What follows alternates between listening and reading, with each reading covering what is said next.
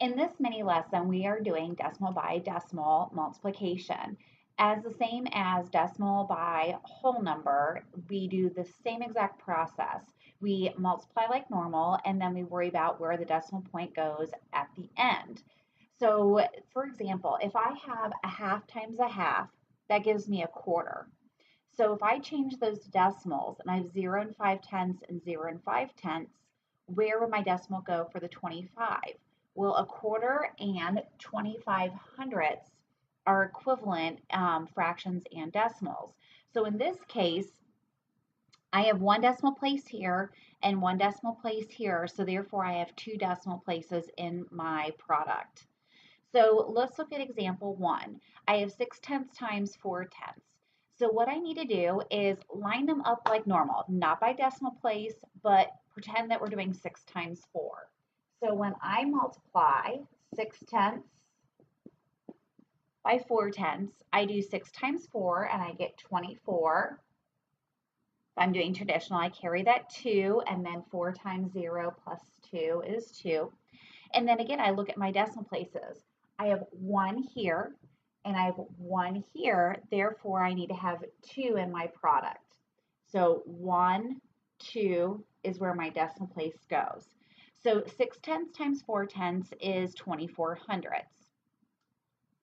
Just like if I was to multiply these as fractions, I have 6 over 10 times 4 over 10, and that gives me 24 hundredths.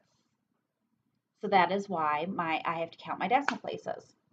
So let's look at example 2. Here I have a 3-digit number being multiplied by a 2-digit number. So again, we pretend that the decimal points don't exist. So I'm going to do traditional first, and then I'm going to do partial product over on the side.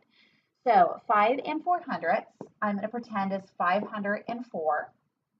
And then 2 and 7 tenths, I'm going to pretend it is 27. So now I go through my multiplication. So 4 times 7 is 28. 7 times 0 plus 2 is 2. 5 times 7 is 35. Then I put my placeholder under that 8 because remember that I've used the 7. Oops, I forgot my decimal point. I used my 7, so this is like I'm multiplying by 20. So 2 times 4 is 8. 2 times 0, remember I've already used that 2, is 0. And 2 times 5 is 10. And then I go ahead and add up my two multiplications.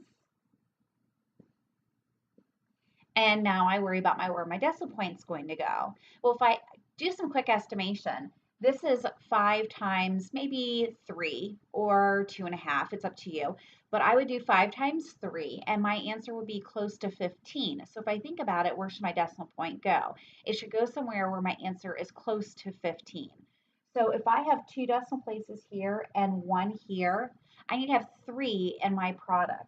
So if I go 3 decimal places, 1, 2, 3, I get 13 and 608 thousandths. Well, 13 is close to 15, so I know I've put my decimal point in the right spot. Doing that estimation doesn't guarantee that my multiplication is correct, but it guarantees where my decimal point is going to be. So if I'm going to do partial product, again, I'm going to pretend this is 504. So I do 500, 0, and 4, and I'm going to pretend it's 27. And again, I go through my multiplication just like normal. So this would be 10,000, because 2 zeros, 1 0 is 3, and 2 times 5 is 10, and then 0, and then 80, and then 35 with my 2 zeros. This is 0, and this is 28. And again, add it up, and I get that 13,608, and I put my decimal point where it belongs. All right? And that is how to multiply decimal by decimal.